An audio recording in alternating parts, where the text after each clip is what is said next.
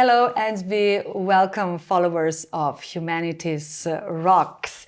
We are happy to have you here, Dr. Ana Cergol Paradiž. Be welcome with us. Thank you for being here. Lepo pozdravljeni. Thank you for the invitation. You're always welcome.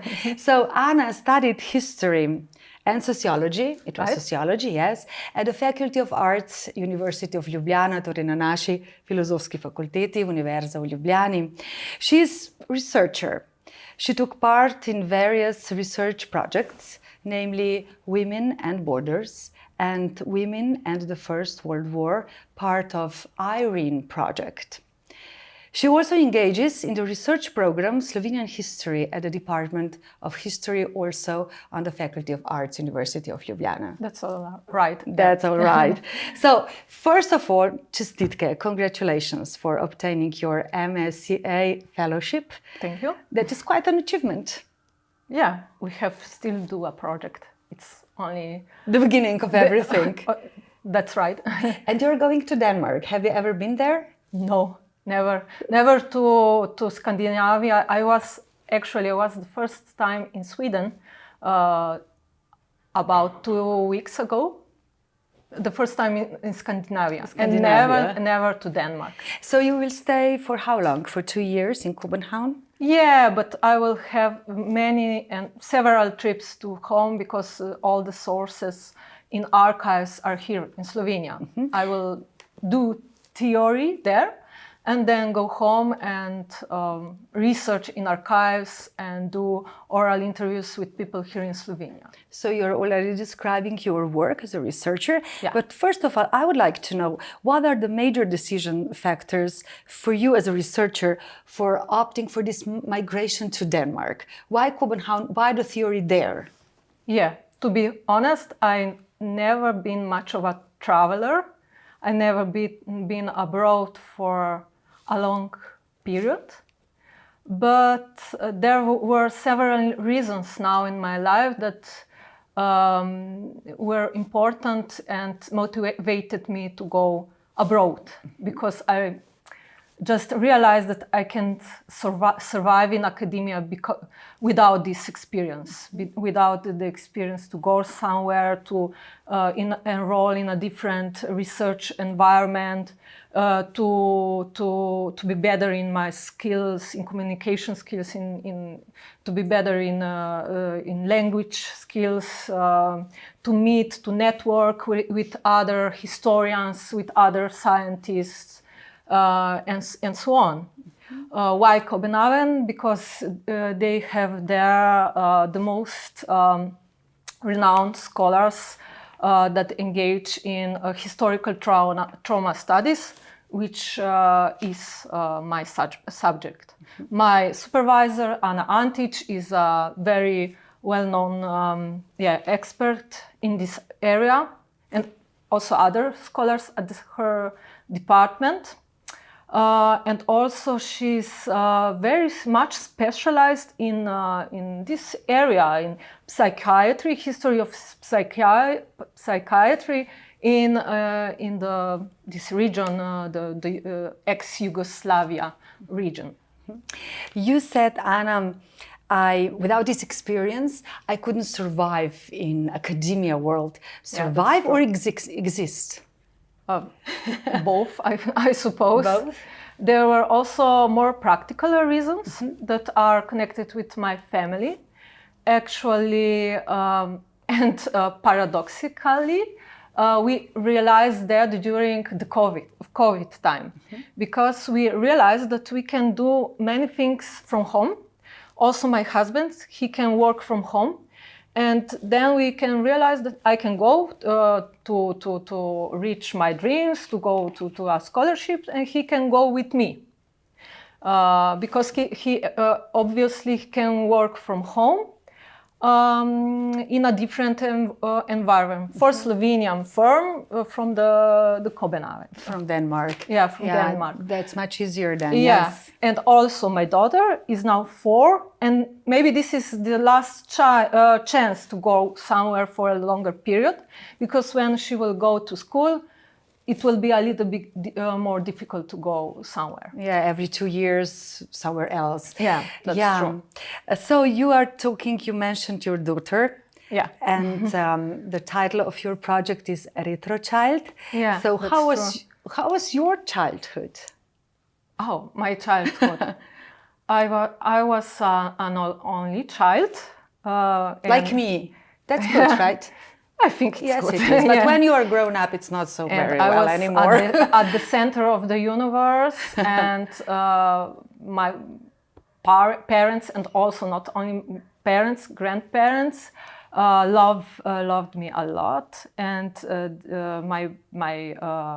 my father was an enthusiast about history, and also my grandparents told me a lot about the World War II and how they survived that period, and maybe this is one of the reasons I'm so much in love with history. Interested in history, a lot of motivation already from your parents and grandparents. So that's great. Yeah. But the title I think that is your invention, RETROCHILD. Yeah, it's my invention. Maybe it's not the perfect one. Well, I like it very much, RETROCHILD. It's like an artistic installation, yeah. So, but what is it hidden beneath this title? What is the project about? Yeah, the topic is more sad, actually. Yeah, it's about children, the relationship between children, trauma, political violence, and the resilience after the Second World War in this area, border area between Slovenia and Italy after the Second World War. Yeah. It sounds very interesting. So I would like to know I know it is very sad, but instead of this, what are the most visible traumas that appeared after the Second World War? What is the worst that you investigate? Yeah, this is the most innovative and maybe the most interesting thing about my project, because I will not start from the trauma, but from the events that followed that trauma.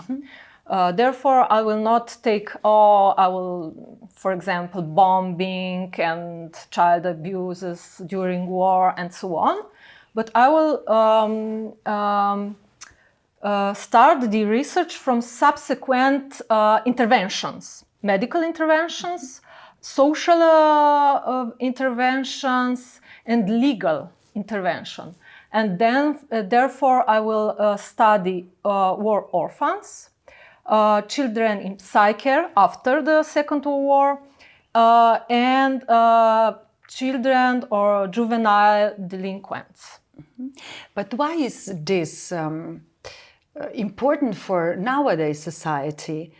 What will bring to us your investigations? Yeah, obviously in these days, I think it's very much important to study the correlation between political abuse or abuse in general and children and trauma from as many different angles as possible.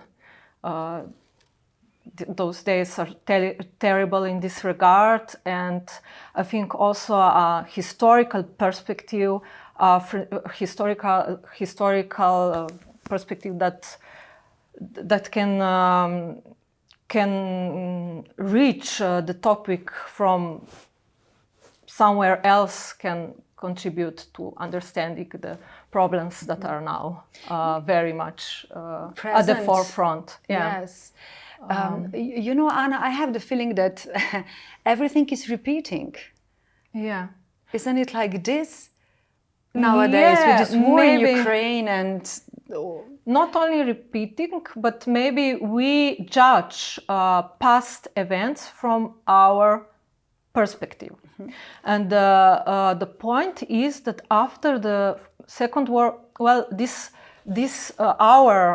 how we present to ourselves childhood trauma, childhood experiences after the political event, a violent event, it's very much something that was brought up in theory only after the Second World War. Before that, this topic wasn't at the forefront of medical discourse, of political discourse. So maybe we only think that nothing changes, but in the reality, we think of that because of our present conceptualization. We also have to have in mind this political use of this term, child victim, child innocent victim. In reality is not always like that, and we can study this topic from different other perspectives. Joanna, you work also as a professor. Yeah. What do you lecture as a professor? Currently, I'm lecturing general history of 19th century. This is for this undergraduate students, and historical anthropology postgraduate students. And general history, what does it mean? General history? The whole world? Yeah, the whole history? No, it's the 19th century. Yeah, it's a different... But, well, I always tell my students at the beginning that I can, as an historian of the 19th century, I can be a little bit Europocentric, because many things happen in Europe exactly in the 19th century. So many of my lectures are focused on the 19th century, but also, for example, I have a lecture about Africa in 19th century, about Latin America in 19th century, and so on. And for historical anthropology, I focus very much on the history of childhood. So this was actually one of my motivations to engage in this Marie Curie Fellowship with the history of childhood. Because before that, I actually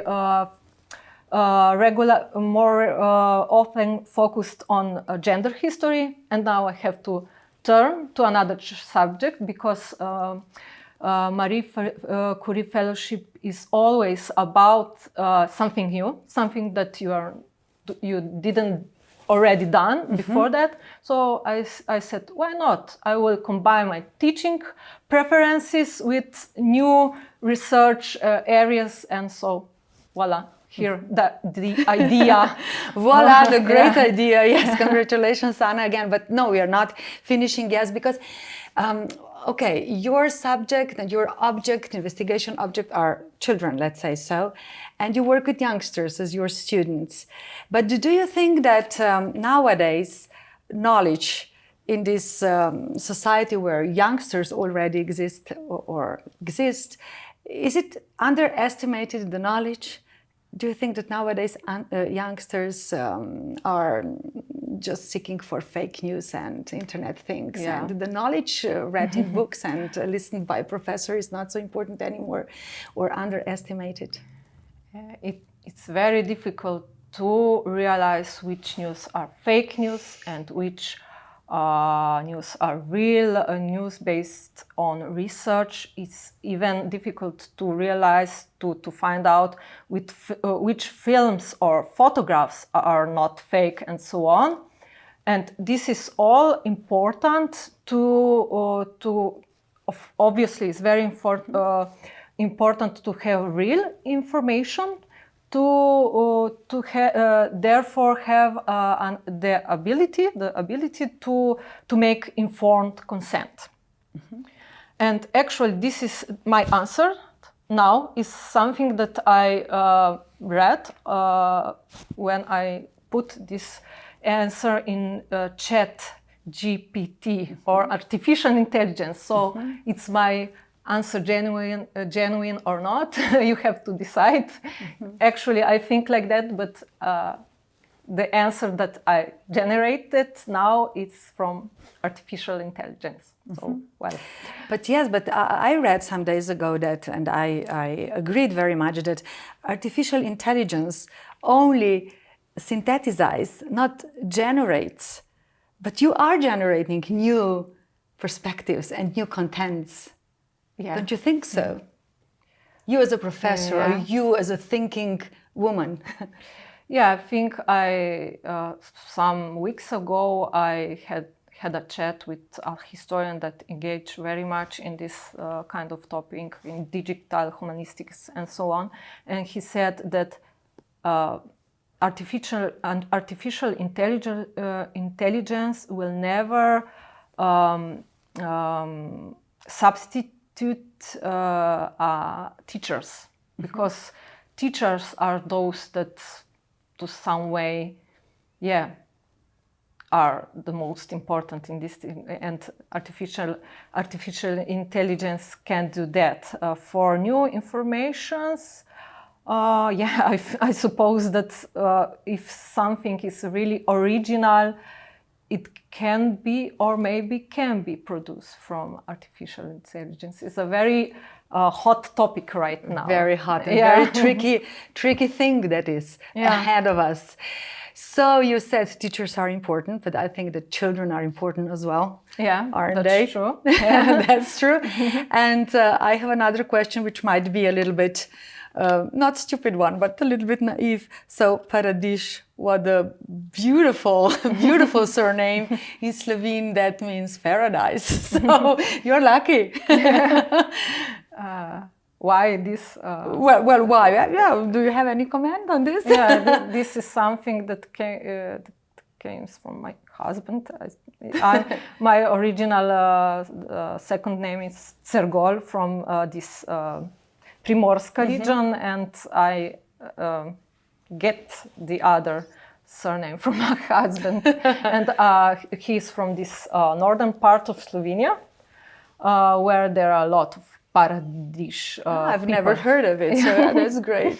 That's great. So just the last question, what do you expect from your MSCA experience in Denmark? Do you think that it would be a great time for you, a great professional challenge? Of course, it will be a challenge most for all. So I was very happy and excited when I get the information that I got, obviously, the Marie Curie scholarship, but then I realized that there will be a lot of challenge, how to adapt there, how my whole family will adapt in a different environment. But I don't want to have too big expectations in sense that will very much I will very much enjoy and so on. I'm a little bit more realistic, maybe pessimistic. So when it will happen, and if it will happen, then I will be even more happy. Yes, we meet in 2 years' time, and you will tell us everything about your experience, and we'll be happy to read about your achievements. So congratulations once again, the third time already in this conversation. Hvala lepa. Thank you very much. Prosim. And have a good time in Denmark. Thank you. And a lot of professional achievements we wish you. Hvala lepa. Hvala lepa pa tudi vam. Thank you so very much.